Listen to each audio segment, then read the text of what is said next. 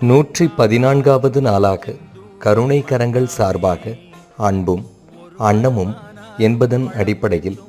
அருள்மிகு சிவன்மலை ஆண்டவன் சார்பாக காந்தி ஆசிரமத்தில் உள்ள குழந்தைகளுக்கு மாலை நேர சிற்றுண்டியாக வெள்ளரி பழம்,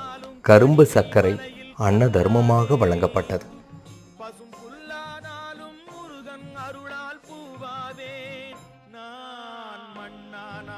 திருச்செந்தூரில் மண்ணாவே